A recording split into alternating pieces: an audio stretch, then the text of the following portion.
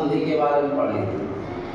स्वर संधि वैसे तो 8 प्रकार की होती है, लेकिन हम जो है मुख्य रूप से केवल 5 ही प्रकार पढ़ते हैं। पहला है दीर्घ संधि, दूसरा है गुण संधि, फिर है तीसरा क्या वृद्धि संधि। क्या है? वृद्धि संधि। और आगे से वृद्धि संधि, फिर है यण संधि। क्या है? यण संधि। उसके बाद है अयादि संधि। क्या है?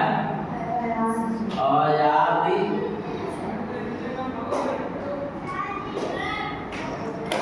संधि। अब जो है दीर्घ संधि का सूत्र होता है अक सवर्ण दीर्घ। क्या होता है? अक सवर्ण दीर्घ, ये दीर्घ संधि का सूत्र होता है। अब सूत्र से ही हम परिभाषा बनाएंगे, सूत्र से ही परिभाषा बनाएंगे। अक सवर्ण दीर्घ अर्थात अक के बाद, अक प्रत्याहार के बाद, अक के बाद ह्रस्व या दीर्घ अक आए तो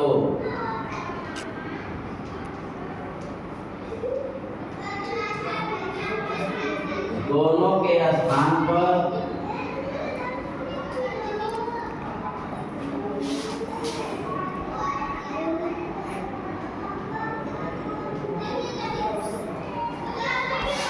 अक हो जाता है।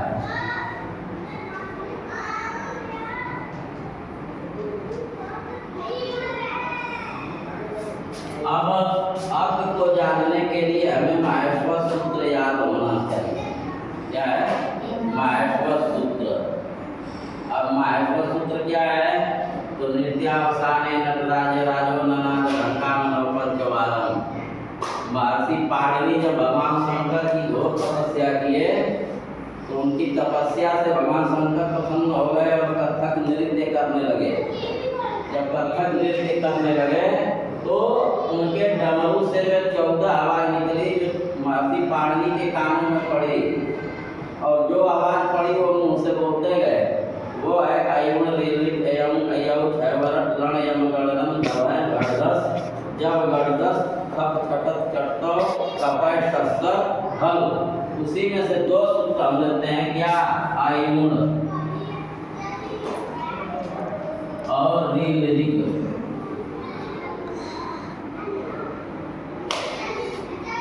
अब हम इसमें से हरंत वर्ण जो है उसको निकाल देते हैं।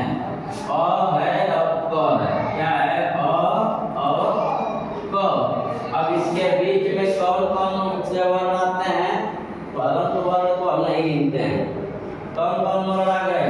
अ, ई, उ, री, लृ।